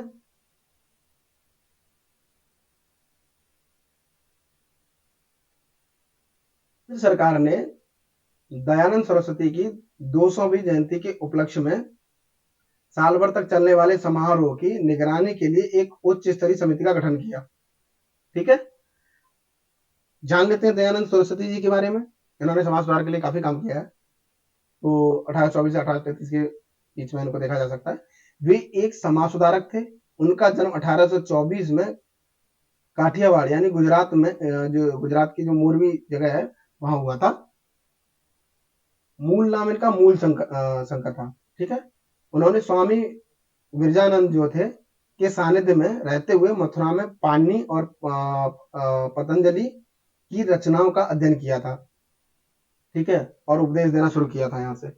साहित्यिक रचनाओं के बारे में अगर आप देखें तो सत्यार्थ प्रकाश, वेदभास भूमिका और वेदभास। तो सत्यार्थ प्रकाश उनकी हिंदी में एक रचना थी, और वेदभास जो है वेदों पर उनकी टीका का परिचय था ये। और वेदभास के रूप में ये यजुर्वेद पर संस्कृत में एक वैदिक भाष्य था। ठीक है, सरस्वती का जो दर्शन के रूप में अगर आप देखेंगे तो वैदिक, इन्होंने एक नारा दिया था कि वेदों की ओर लौटो, मतलब ये वेदों को अधिक बल देते थे वेदों पर। ठीक है, तो वैदिक विचारधारा के रूप में अगर आप देखेंगे तो उन्होंने मानव निर्मित कर्मकांड और मूर्ति पूजा का विरोध किया। उन्होंने वैदिक विचारधारा को पुनर्जीवित करने की दिशा में काम किया। ठीक है, उन्होंने वेदों की परम सत्ता को स्वीकारा, वो वेदों की परम सत्ता को स्वीकार करते थे। उनकी पुस्तक सत्यार्थ प्रकाश में वेदों के वैदिक सिद्धांतों की ओर वापसी पर जोर दिया गया। ठीक है, उन्होंने एक नारा भी दिया था, वेदों की ओर लौटो। अगर जाति प्रथा के रूप में अगर इनको देखेंगे क्या कार्य थे, तो उन्होंने दावा किया था कि जाति वंशानुगत नहीं है, बल्कि व्यक्ति की प्रतिभा और स्वभाव पर निर्भर करती है। ठीक, अगला पॉइंट, हालांकि उन्होंने जाति संस्था का पूरी तरह से विरोध नहीं किया था, लेकिन उन्होंने इसके भीतर महत्व सुधार को जो इसकी जो वकालत की थी, सुधारों के लिए वो कहते थे कि इसमें सुधार, महत्वपूर्ण सुधार होने चाहिए। ठीक, चलिए आगे बढ़ते हैं। वे छुआछूत की प्रथा के खिलाफ थे, सभी जातियों के लिए वैदिक शिक्षा की वकालत करते थे। ठीक है, समाज सुधार के लिए कई सारे अनुभूतियों ने काम किया है, जिसमें से एक ये थे आपके। ठीक है, हर साल कहीं ना कहीं आपको यहाँ सवाल देखने को मिल जाएगा, जो समाज सुधारक रहे हैं वहां से कोई ना कोई एक सवाल आपको देखने को मिल जाएगा। तो इसको बहुत अच्छे से तैयार करिएगा। ठीक है, आपके लिए महत्वपूर्ण साबित हो सकता है। हाँ, इनका अगला पॉइंट देखते हैं। तो महिला एवं शिक्षा के रूप में इन्होंने जो कार्य किया महिलाओं के लिए और शिक्षा के लिए, तो दयानंद सरस्वती जी ने बाल विवाह, विधवा महिलाओं के बहिष्कृत स्थिति में रहने का जो विरोध किया था इन्होंने। ठीक है, इसके अलावा उन्होंने महिलाओं की शिक्षा के लिए एक अभियान भी चलाया था। उनके अनुसार शिक्षा का जो भार था वो राज्य को उठाना चाहिए, यानी राज्य को या राजा को उठाना चाहिए, और वे एक अनिवार्य शिक्षा के पक्षधर थे। ठीक है, अनिवार्य शिक्षा के पक्षधर थे। अगला पॉइंट देखते हैं। महर्षि दयानंद जी की स्मृति में लाला हंसराज ने एंग्लो वैदिक स्कूल की स्थापना की थी। ठीक है, इसकी शिक्षा प्रणाली में पूर्ण बदलाव की शुरुआत हुई थी। इसका उद्देश्य जो था वो भारतीय छात्रों को समकालीन अंग्रेजी शिक्षा के साथ साथ वेदों के अध्यापन के लिए एक अद्यतित पाठ्यक्रम भी प्रदान करना था। ठीक है, इनका जो उद्देश्य था वो चाहते थे कि अंग्रेजी शिक्षा भी ग्रहण करें, उसके साथ साथ वेदों की शिक्षा भी ये ग्रहण करें। तो इनका अगर राजनीतिक दर्शन के रूप में देखें तो प्रबुद्ध राजशाही का विचार, पहला इनका जो है प्रबुद्ध राजशाही का विचार, यह एक अवधारणा है जिसे उन्होंने मनुस्मृति से उधार लिया था। ठीक है, इसका अर्थ यह है कि एक ऐसी राजशाही जो पूरी तरह से धर्म के पालन पर आधारित हो। ठीक है, दूसरा अगर इसका पॉइंट देखेंगे तो कुछ हद तक विरोधाभासी धारणा निर्वाचित प्रतिनिधित्व यानी लोकतंत्र से संबंधित है। ये दोनों पॉइंट थे। ठीक है, चलिए आगे बढ़ते हैं। सामाजिक आंदोलन के रूप में अगर देखें इनको, तो उन्होंने गौरक्षा आंदोलन और शुद्धि कार्यक्रम, आजकल बड़े फेमस है ये दोनों सब। चलिए, गौरक्षा आंदोलन और शुद्धि कार्यक्रम शुरू किए थे। ठीक है, राष्ट्रीय आंदोलन के रूप में अगर देखें आप, तो स्वराज का विचार, यानी उन्होंने 1876 में पहली बार स्वराज यानी स्वशासन शब्द का उपयोग किया था। इंडिया फॉर इंडियंस के रूप में करने का श्रेय दिया था इन्होंने। ठीक है, इसका जो आगे चलकर लोकमान्य तिलक जी जो थे, उन्होंने, महात्मा गांधी, इन्होंने जो है इसका इस्तेमाल किया था, इस शब्द का, स्वराज का। ठीक है। स्वदेशी को बढ़ावा देना दूसरा पॉइंट है इसमें। तो इसमें देखते हैं, उन्होंने स्वदेशी निर्मित वस्त्रों के उपयोग की वकालत की थी तथा देश में ही कारखानों की स्थापना को समर्थन किया था इन्होंने। ठीक है। कई देशी राजाओं से बात करने के बाद उन्हें स्वदेशी के लिए प्रेरित, मतलब उन्होंने जो है स्वदेशी के लिए प्रेरित किया था। चलिए आर्य समाज के बारे में जान लेते हैं, क्योंकि इनसे संबंधित रही है। आर्य समाज और वैदिक स्कूल। 1875 में दयानंद सरस्वती ने बॉम्बे में आर्य समाज की स्थापना की थी और इसके जो संविधान को लाहौर में अंतिम रूप दिया गया था। ठीक है। यह एक एकेश्वरवादी हिंदू व्यवस्था जो अनुष्ठानिक कर्मकांडों और सामाजिक हठ धर्मताओं को नकारती है। ठीक। इसका मुख्य उद्देश्य जो था वो हिंदू धर्म को काल्पनिक मान्यताओं से दूर ले जाना था। क्रनवंतु विश्व मार्यम जो है आर्य समाज का नारा था। इसका अर्थ यह होता है कि विश्व को आर्य यानी श्रेष्ठ बनाने, सॉरी, बनाते चलो, अर्थात संसार को मनुष्य के रहने के लिए सभी तरीके से सर्वोत्तम स्थान बनाना, इनका ये मानना था। ठीक है। आगे चलते हैं। यह पहला हिंदू संगठन है जिसने हिंदुत्व में धर्मांतरण का समावेश किया था। ठीक। आर्य समाज के कुछ महत्वपूर्ण जो सिद्धांत थे, जो सार्वभौमिक विचार पर आधारित थे, कौन कौन? शुद्ध ज्ञान का स्रोत ईश्वर, कार्यों का नैतिक औचित्य अनिवार्य है, अज्ञानता के अंधकार को ज्ञान की किरणें अवश्य दूर कर सकती हैं। ठीक है। ये सिद्धांत है इनके। आर्य समाज ने बड़ी संख्या में शैक्षणिक संस्थान और अनाथालय खोले थे। 1886 में लाहौर में पहला दयानंद एंग्लो यानी डीवीए स्कूल खोला गया था, 1886 में। अगला पॉइंट देखते हैं। 1892 में आर्य समाज का गुरुकुल यानी रूढ़वादी और कॉलेज समूह जो उग्र सुधारवादी में विभाजन हो गया था। मतलब आर्य समाज का जो है दो रूप में विभाजन आपको मिलेगा, एक रूढ़िवादी और एक सुधारवादी। तो जो रूढ़िवादी नेता थे वो स्वामी श्रद्धानंद हुआ करते थे, मतलब इसके जो नेता थे स्वामी श्रद्धानंद थे। और उग्रवादी जो सुधारवादी जो गुट था उसके नेता लाला हंसराज थे। तो रूपों में बट गया था ये, और दोनों के जो प्रमुख नेता। यह जो विभाजन इस बात को लेकर हुआ था कि किस भाषा को बढ़ावा दिया जाए और किस प्रकार का भोजन परोसा जाए। ठीक है। इन दोनों बातों को लेकर झगड़ा हुआ और ये दो रूपों में देखने को मिले आपको। अगला पॉइंट है श्री अरविंदो घोष। लेते हैं इनके बारे में, क्यों सुर्खियों में?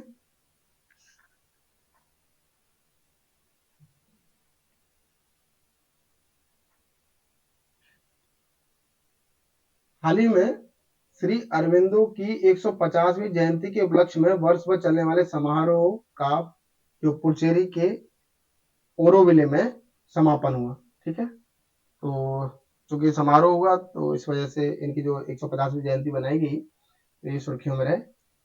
इनके बारे में जान लेते हैं। श्री जो अरविंदो घोष के बारे में अगर आप देखेंगे तो 20वीं सदी के बंगाली कवि, दार्शनिक, आध्यात्मिक नेता और क्रांतिकारी स्वतंत्रता सेनानी हुआ करते थे। ठीक है। तो इनके राष्ट्रीय आंदोलन की भागीदारी के रूप में देखेंगे आप तो भारत के गर्मपंथी आंदोलन के अग्रदूत थे ये। 1902 में अनुशीलन समिति की स्थापना में मदद की थी इन्होंने। ठीक है।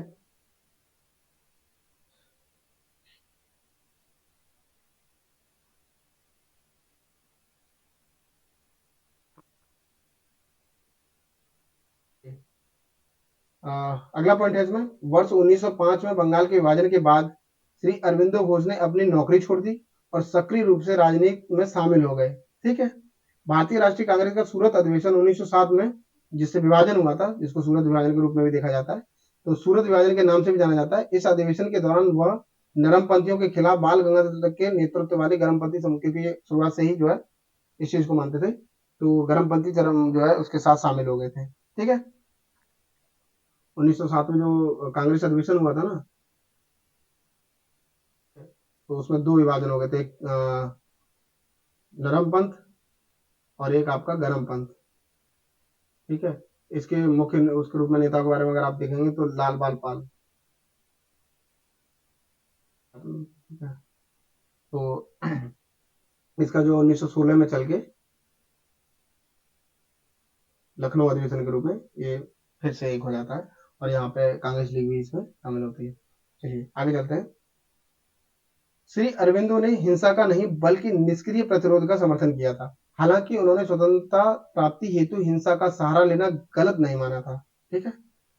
अरविंदो को मई 1908 में अलीपुर षड्यंत्र कांड में जो है गिरफ्तार कर लिया गया था। अलीपुर जो का जो षड्यंत्र था उस कांड में इनको गिरफ्तार किया गया था।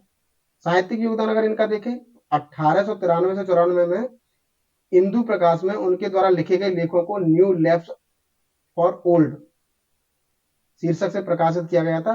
इन्होंने कांग्रेस की अति उदारवादी राजनीति की आलोचना की थी इसमें। ठीक है, चलिए आगे बढ़ते हैं। अरविंदो ने मार्च 1906 में बंगाली समाचार पत्र युगांतर में खुले विद्रोह और पूर्ण स्वतंत्रता का प्रचार किया था। ठीक है। उन्होंने बिपिन चंद्र पाल द्वारा स्थापित वंदे मातरम समाचार पत्र पर का जो है संपादन भी किया था। आगे पॉइंट है, उन्होंने 2 साप्ताहिक पत्रिकाएं शुरू की थी। कौन कौन सी? कर्मयोगी जो अंग्रेजी समाचार पत्र हुआ करता था, और धर्म जो बंगाली समाचार पत्र था। वर्ष 1914 में उन्होंने एक दार्शनिक पत्रिका आर्य का भी प्रकाशन शुरू किया था।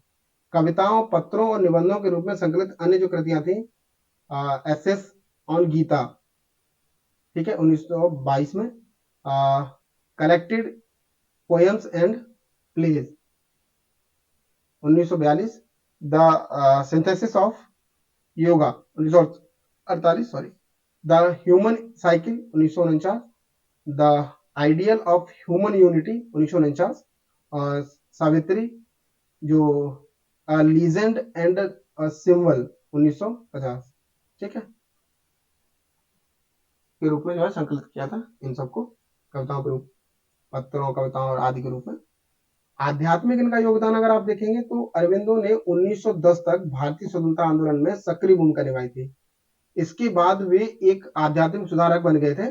उन्होंने इसी अवधि में लाइफ डिवाइन और essays on Gita, the synthesis of yoga, महाकाव्य जो सावित्री जो थी, जो महाकाव्य था इनका, आदि जैसी महत्वपूर्ण कृतियों की रचना की थी इन्होंने। ठीक है। उन्होंने एकात्म योग नामक एक योग का साधना का विकास किया था।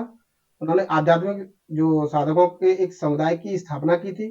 यह बाद में 1926 में मीरा अल्फासा के सहयोग से श्री अरविंदो आश्रम यानी जो पुडुचेरी में रूप में जो है स्थापित किया था। मीरा अल्फासा ने तमिलनाडु में ओरोविले अर्थात भोर के शहर की स्थापना की थी। ठीक है, तमिलनाडु में। आगे बढ़ते हैं। यह एक शांतिपूर्ण, प्रगतिशील और सामंजस्यपूर्ण अस्तित्व के लिए निर्मित एक सार्वभौमिक शहर था। ठीक, चलिए आगे बढ़ते हैं। अरविंदो का जो जीवन संबंधी दर्शन है उसके रूप में देख लेते हैं। उनके अनुसार जीवन आदर्शवाद, यथार्थवाद, प्रकृतिवाद और व्यवहारिकता का संश्लेषण है। अगला पॉइंट है, उनके अनुसार ज्ञान, भक्ति, कर्म मनुष्य को दिव्य मार्ग पथ पर ले जा सकते थे। हालांकि एक सॉरी,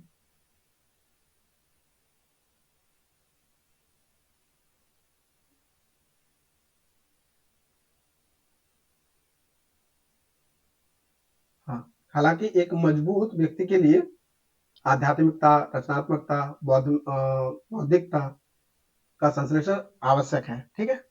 अगला पॉइंट है इसमें, श्री अरविंदो मानव द्वारा बनाए गए किसी तरह के विभाजन में विश्वास नहीं करते थे।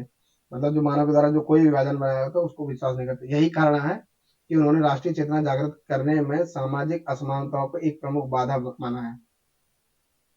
ठीक है। वे श्री रामानुजाचार्य जी जो शिक्षा से प्रभावित थे, उन्होंने बहिष्कृत लोगों को हिंदू धर्म में शामिल करने की बात की थी। तो ये थे इनके बारे में पॉइंट्स। ठीक है। अगला है बिरसा मुंडा। ये तो मान के चलिए हमेशा चर्चा में रहते हैं, और इनको भगवान का दर्जा जो है दे दिया गया है जो बिरसाओं के द्वारा, तो अपना भगवान मानते हैं इनको। तो होते चर्चा में, चलिए जान लेते हैं।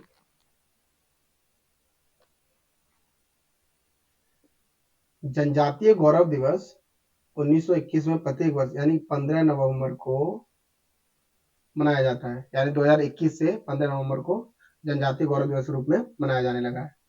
इंपोर्टेंट हो सकता है आप लोग के लिए किसी भी एग्जाम के लिए। इसका आयोजन जनजातीय समुदायों के स्वतंत्रता सेनानियों के बलिदानों को सम्मान देने के लिए किया गया था। ठीक है। अन्य संबंधित तथ्य के रूप में अगर आप देखेंगे तो 15 नवंबर की तिथि 15 नवंबर की तिथि बिरसा मुंडा की जयंती के रूप में भी मनाई जाती है। उन्हें देश भर के जनजाति समुदाय भगवान के रूप में पूजते हैं। ठीक है, इस अवसर पर जो जनजातियां हैं के लिए विकसित भारत संकल्प यात्रा और प्रधानमंत्री जनजाति आदिवासी न्याय महाअभियान, ठीक है, पीएम जन्म की शुरुआत की है। ठीक है, इस अवसर पर इसकी शुरुआत हुई है। बिरसा मुंडा जी के बारे में जान लें। 1875 से 1901 के बीच में इनका जो है देखने को मिलता है। प्रारंभिक जीवन अगर देखेंगे आप इनका, तो बिरसा मुंडा को धरती आबा के नाम से भी जाना जाता है। उनका जन्म छोटा नागौर पठार क्षेत्र जो है झारखंड में है, खूंटी जिले के उलेहातू में मुंडा जनजाति में हुआ था। ठीक है, सामाजिक सुधार की अगर बात करें तो उन्होंने प्रार्थना के महत्व, शराब से दूर रहने, ईश्वर में विश्वास रखने, एक आचरण संहिता का पालन करने पर जोर दिया था। इन्हीं आदर्शों के आधार पर उन्हें बिरसायत मत की भी शुरुआत की थी। इन्होंने जो है बिरसायत मत की शुरुआत की थी। चलिए आगे चलते हैं। उलगा आंदोलन, सॉरी, उलगुलान उलगुलान आंदोलन। उन्होंने स्थानीय अधिकारियों द्वारा जनजातियों के शोषण के खिलाफ उलगुलान नामक आंदोलन शुरू किया था। ठीक है, तो स्थानीय जो जनजातियां थी उनके शोषण के खिलाफ जो है अधिकारियों द्वारा शोषण हो रहा था, तो उसके खिलाफ उन्होंने ये आंदोलन छेड़ा था। चलिए आगे बढ़ते हैं। इस आंदोलन के दबाव में ब्रिटिश शासन ने 1908 में छोटा नागपुर काश्तकारी अधिनियम पारित किया था। इस अधिनियम ने आदिवासी लोगों से गैर आदिवासियों को भूमि हस्तांतरित करने का प्रतिबंध जो है लगा दिया था। मतलब जो आदिवासी लोगों से गैर आदिवासियों को भूमि हस्तांतरित करने पर जो है प्रतिबंध लगा दिया था। ठीक है,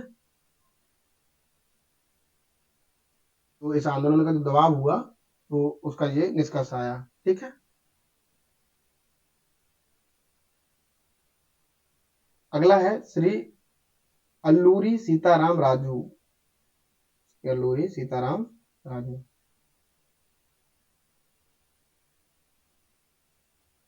क्यों है? तो हाल ही में श्री अल्लूरी सीताराम राजू की 125वीं जयंती और रंपा विद्रोह इस 100वीं वर्षगांठ के अवसर पर हैदराबाद में वर्ष भर चलने वाले उत्सव का शुभारंभ किया है। ठीक है, इस वजह से ये चर्चा में है। चलिए आगे बढ़ते हैं।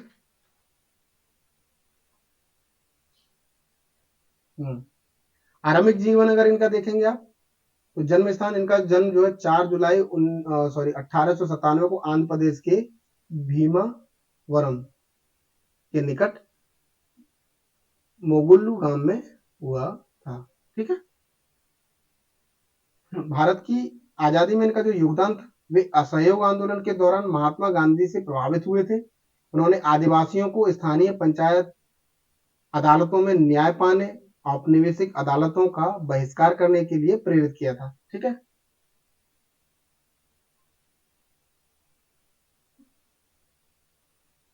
आगे बढ़ते हैं। उन्होंने लोगों को खादी पहनने, मद्यपान का त्याग करने के लिए प्रेरित किया था। रंपा विद्रोह का यहाँ पे जान लेते हैं। इसे मन्यम विद्रोह के रूप में जाना जाता है। किस रूप में? मन्यम विद्रोह के रूप में। ठीक है, रूप में जाना जाता है, जिसका शाब्दिक अर्थ होता है वन क्षेत्र। स्थानीय लोगों द्वारा उन्हें मन्यम वीरुडु यानी जंगलों का नायक भी कहा जाता था। अगस्त 1922 में श्री अल्लूरी सीताराम राजू ने अंग्रेजी के अत्याचारी शासन के खिलाफ आंदोलन शुरू किया था। ठीक है, 1920 के दशक की शुरुआत तक यह संगठित गुरिल्ला संघर्ष के रूप में फैल गया था।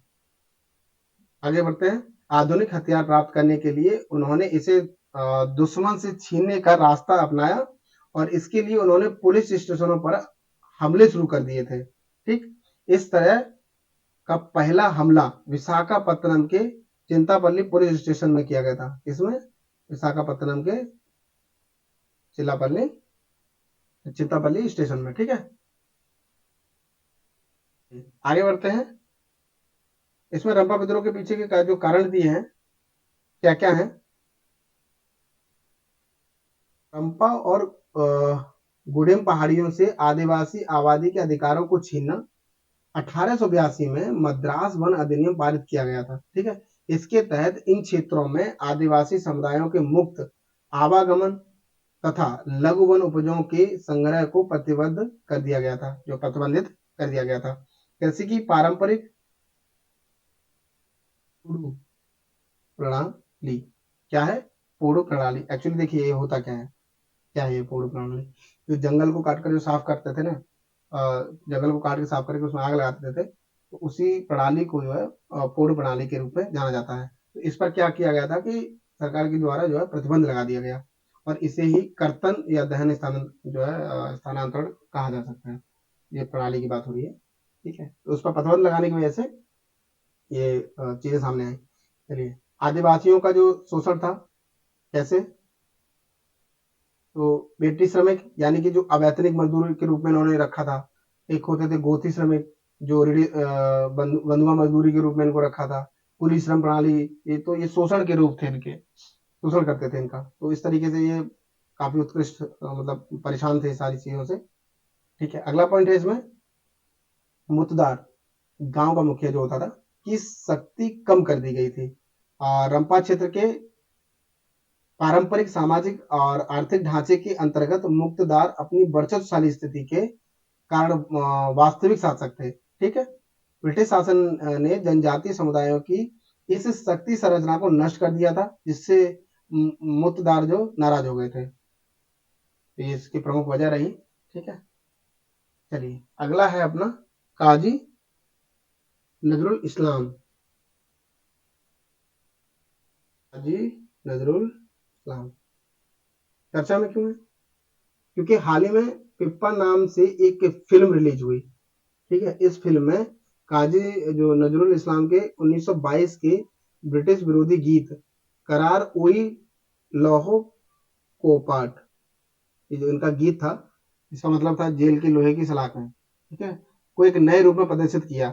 मतलब इसका जो है डबिंग वर्जन निकाल दिया है, जिसको बांग्लादेश में व्यापक जो है इसका आलोचना जो है इसको सहना पड़ा। तो ये चर्चा में बना हुआ है।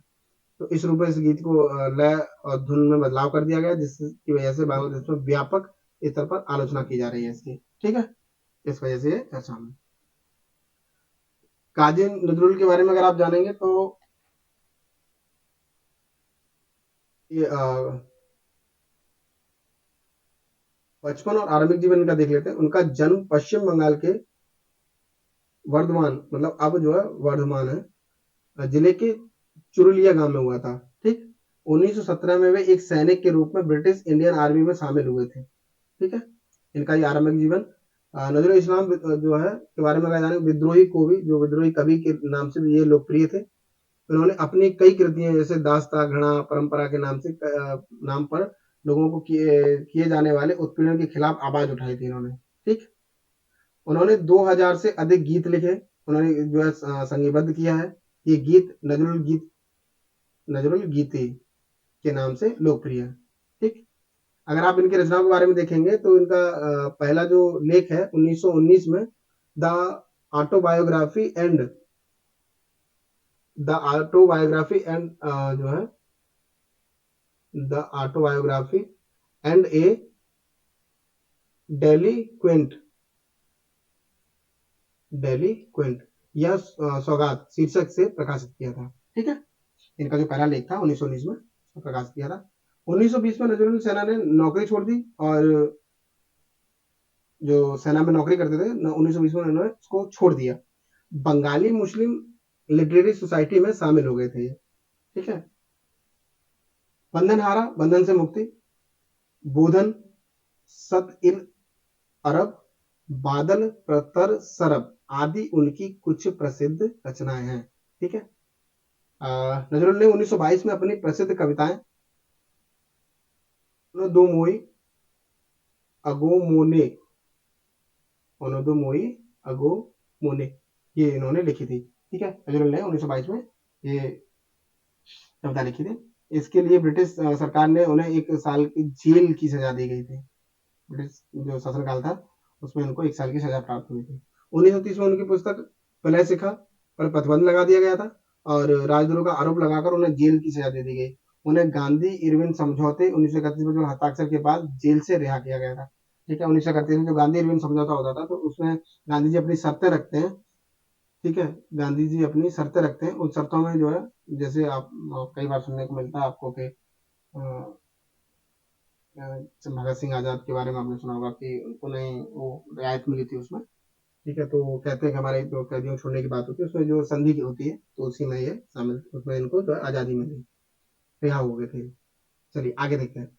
राष्ट्रीय आंदोलन में उनकी जो भूमिका थी, तो भूमिका थी, काजी नजरुल इस्लाम ने अपनी कविताओं, नाटकों आदि के जरिए लोगों को ब्रिटिश शासन के खिलाफ लड़ने के लिए प्रेरित किया था इन्होंने। ठीक है, उन्होंने स्वदेशी और खिलाफत में अपनी रचनाओं के माध्यम से सक्रिय भूमिका निभाई थी।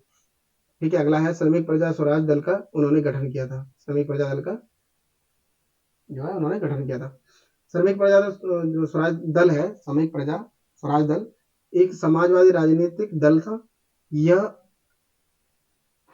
यह दल भारतीय राष्ट्रीय कांग्रेस के भीतर काम करता था। ठीक, नजरुल ने ब्रिटिश साम्राज्य के राजनीतिक स्वतंत्रता की मांग नहीं करने पर खिलाफत आंदोलन और कांग्रेस की आलोचना की थी। ठीक है, बढ़ते हैं। हिंदू मुस्लिम एकता 1926 में कलकत्ता में हिंदू मुस्लिम दंगों के दौरान उन्होंने हिंदू मुस्लिम एकता बनाए रखने की अपील की थी। ठीक है, पुरस्कार और उपलब्धियों के बारे में अगर आप देखेंगे तो 1960 में उन्हें भारत के सर्वोच्च नागरिक सम्मानों में से एक पद्म भूषण से सम्मानित किया गया था। ठीक, बांग्लादेश ने उन्हें राष्ट्र कवि और इक्से पदक से सम्मानित किया गया है।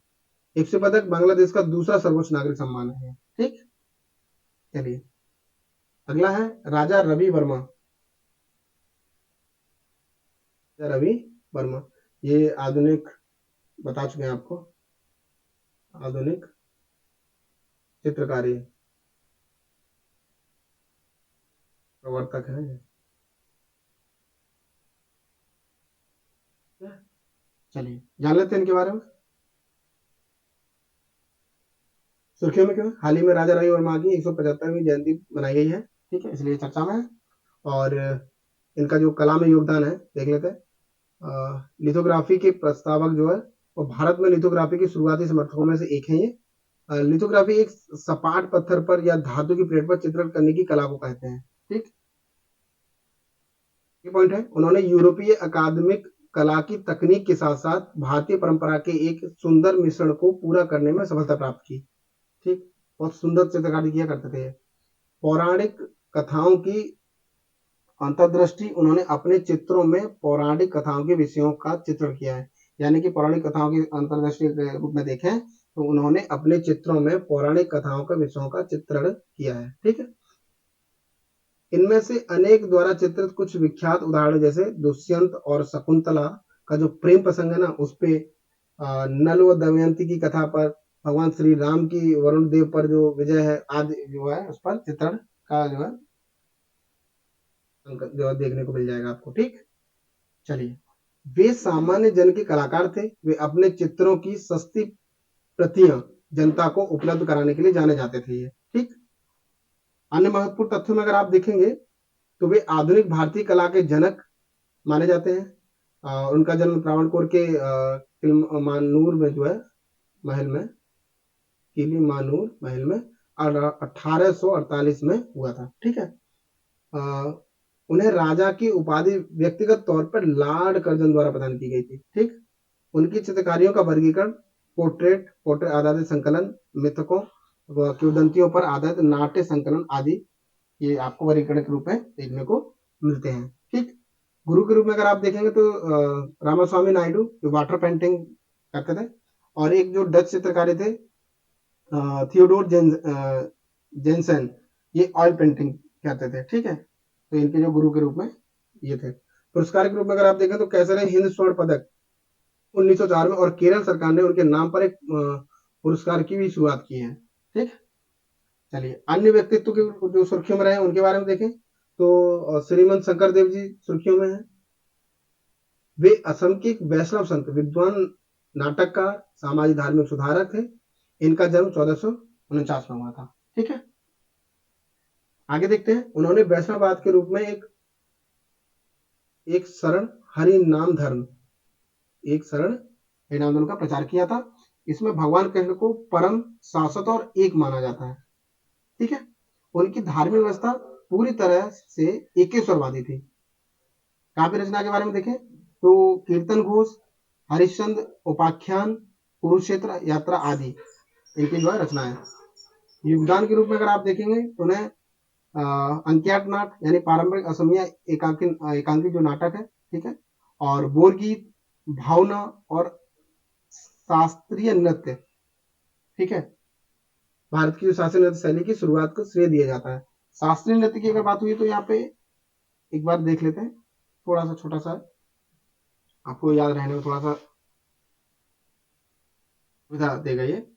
तो अगर हम नृत्य कला की बात करें, ठीक है, नृत्य कला, ठीक है, राइटिंग मेरी बहुत अच्छी नहीं है तो आप बस समझ लीजिएगा, मैं बोलता रहा हूँ।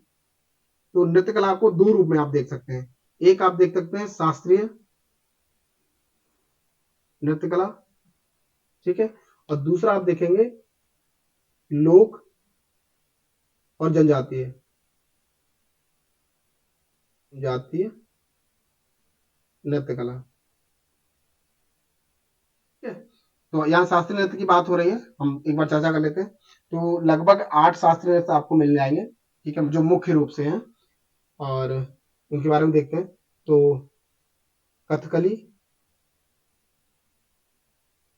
कली ये केरल का है, ठीक है, शास्त्रीय नृत्य है, ठीक है। भरतनाट्यम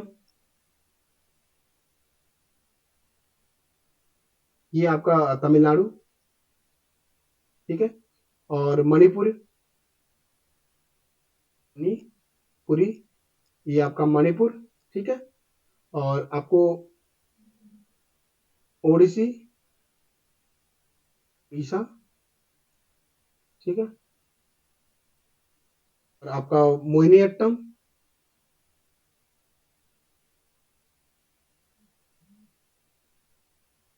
एटम आपका केरल,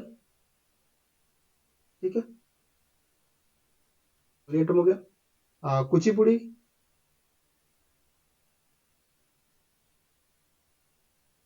कुचिपुड़ी आपका है जो आंध्र प्रदेश,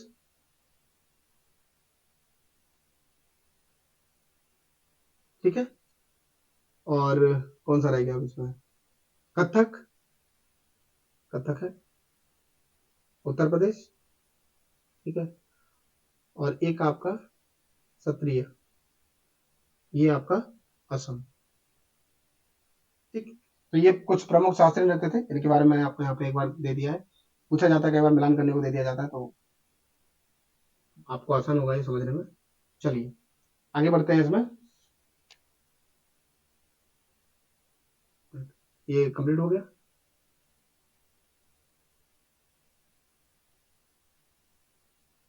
थोड़ा सा बचा है। तो यहाँ शास्त्रीय नृत्य की बात हुई थी, तो ये नृत्य कला शैली है, ठीक है। इसकी शुरुआत जो है इसका श्रेय दिया जाता है, उन्होंने नाम घरों की स्थापना की प्रथा शुरू की थी, और ये स्वर पाठ और प्रार्थना घर, ठीक है, स्वर पाठ और प्रार्थना घर है। दृश्य कला के रूप में अगर आप देखें तो सप्त वैकुंठ और वृंदावनी वस्त्र आदि जो है इसकी दृश्य कला में इनकी जो है शामिल है, ठीक है। चलिए अगला है अहिल्याबाई होलकर। जान लेते जल्दी से। महाराष्ट्र सरकार ने अहमदनगर जिले का नाम बदलकर अहिल्याबाई नगर करने का निर्णय लिया है, ठीक है। अहिल्याबाई के बारे में अगर आप थोड़ा सा जानेंगे तो अ, ये अलग अलग राज्यों के लिए ना महानतम जो है इन्होंने कार्य किए हैं। जैसे इनके बारे में कहानी विख्यात है कि इन्होंने अपने पुत्र को भी सजा देने के लिए आगे बढ़ गई थी। मतलब उनका मानना था कि न्याय करते समय वो अपने और पराये को नहीं देखते थे, तो इनके इस तरीके से विचार थे, ठीक है। चलिए आगे बढ़ते हैं। वो 18वीं सदी के दौरान मालवा प्रांत की रानी थी।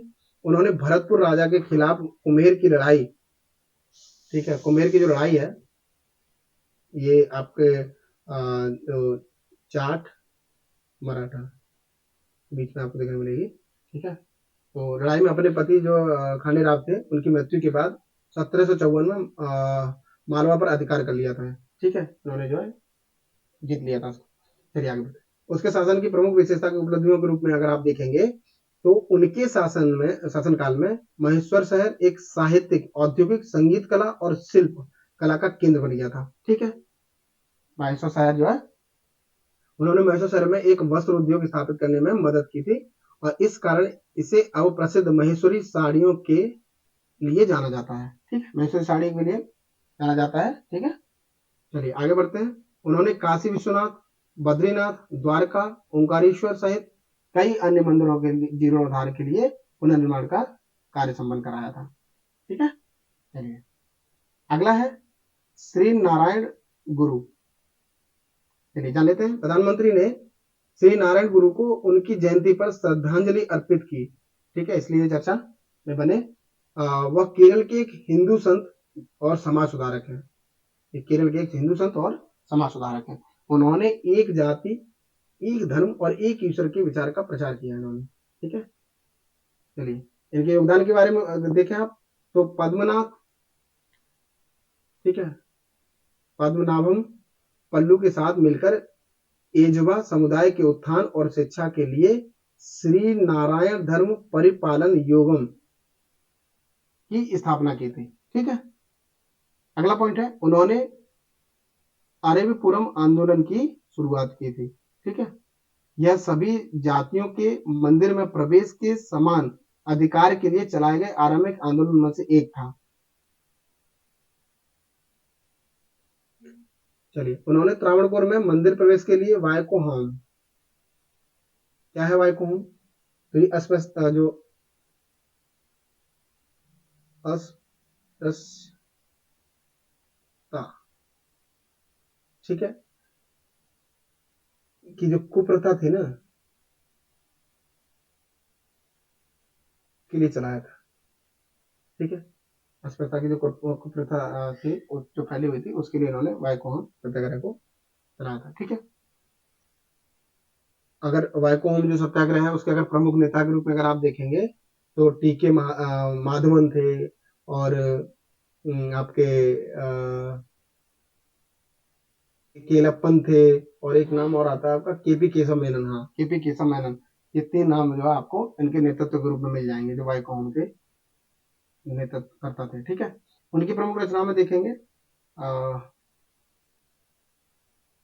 जो नारायण गुरु हैं इनकी प्रमुख रचनाओं के बारे में अगर आप देखेंगे तो देव दशकम, अनुकंपा दशकम आदि जो है इनकी रचनाएं थी। ठीक है, चलिए अगला है सच्चिदानंद सिन्हा। सच्चिदानंद सिन्हा, चलिए जान लेते हैं। बिहार के मुख्यमंत्री ने 10 नवंबर को पटना में सच्चिदानंद सिन्हा की जयंती पर उनकी प्रतिमा का अनावरण किया है, इसलिए ये चर्चा में हुआ है।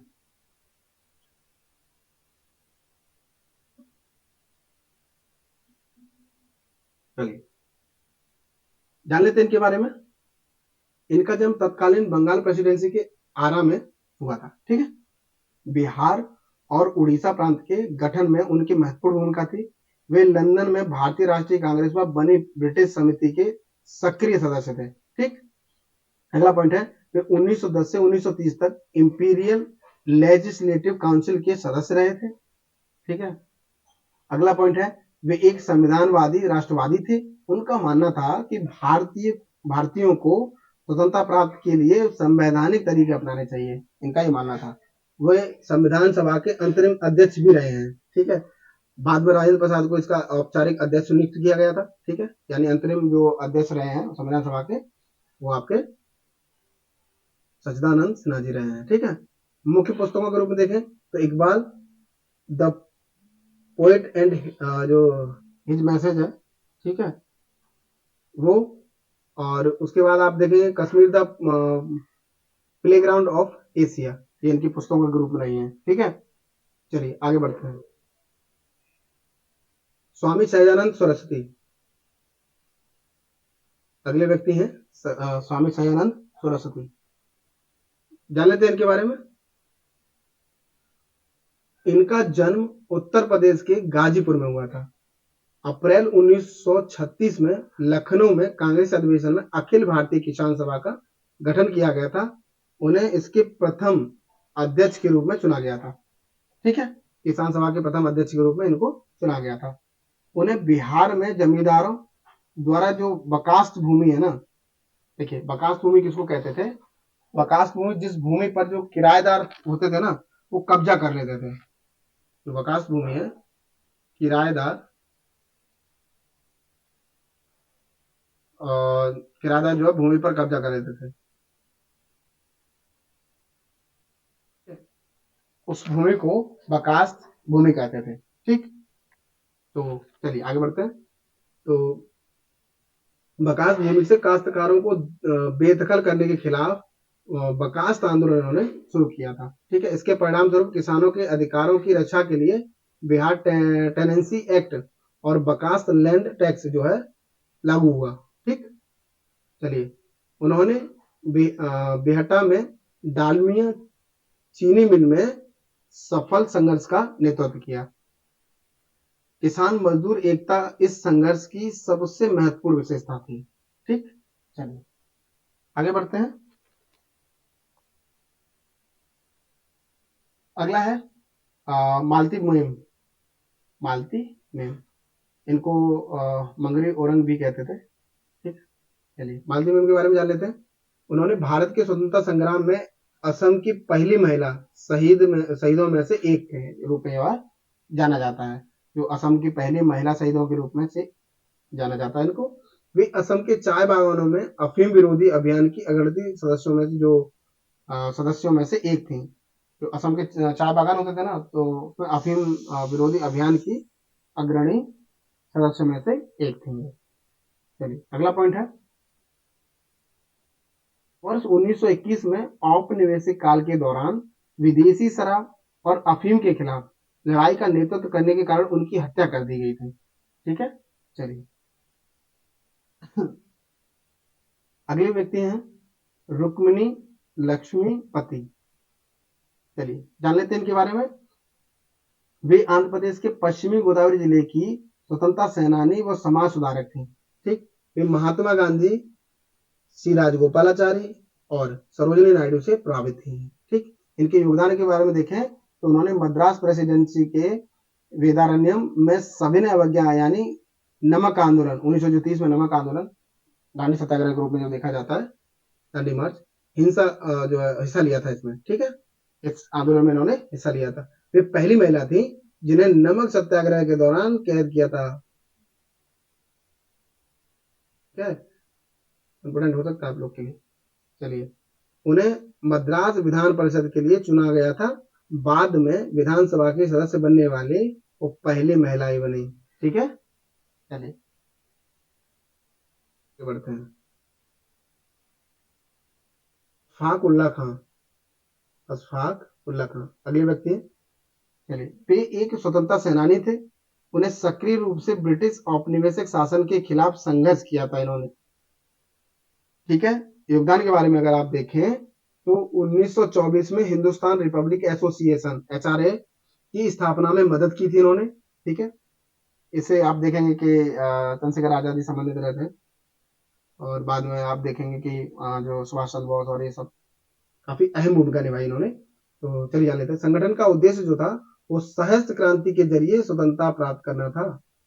ठीक है, इसी एचआरएन को बाद में जो है HSRNA कर दिया गया था। तो इसका नाम जो है देखिए हिंदुस्तान सोशल रिपब्लिक एसोसिएशन कर दिया गया था इसका नाम एचआरए का। ठीक है, राम प्रसाद बिस्मिल, सचिंद्रनाथ बख्शी, सचिंद्रनाथ सान्याल जी आदि जो एचआरएन के प्रमुख जो सदस्य थे। ठीक है, वे एक कवि भी थे।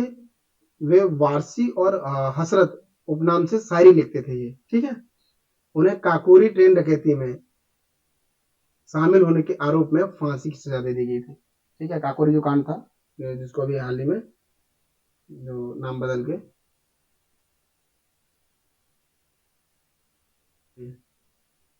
आगे बढ़ते हैं। श्री रामालिंगा स्वामीगल। श्री रामालिंगा स्वामीगल जान लेते हैं इनके बारे में।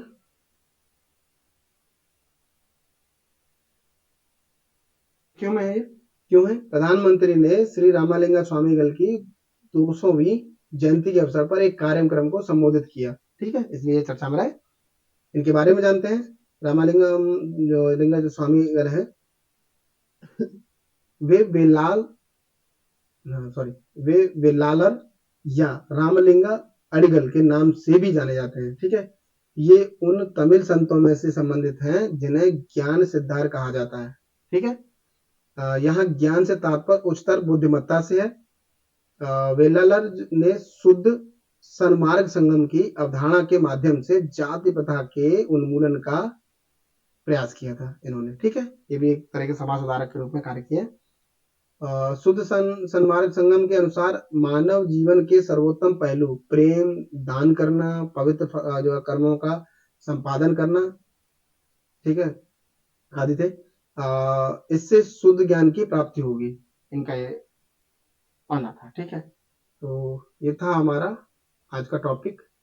ठीक है, चलिए आप लोग ऐसे ही हमारे वीडियो को देखते रहिए। उम्मीद करते हैं आप लोगों को पसंद आ रहा होगा और आपकी सफलता में काफ़ी हद तक भूमिका निभाएगा। ठीक है, अभी एग्ज़ाम बहुत नज़दीक है, आपको पता ही है, तो जितना हो सके आप रिवीजन अच्छे से करिए। ठीक है, और बाकी आप लोग हमारे वीडियो को देखते रहिए, लाइक करिए, शेयर करिए, सब्सक्राइब करिए। ठीक है, और ऐसे हमारा अपना प्यार बनाए रखिए।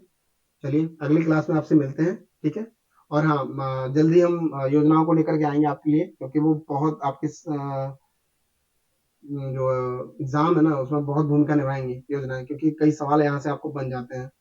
ठीक है, चलिए आपको मिलते हैं अगली क्लास में। बाय।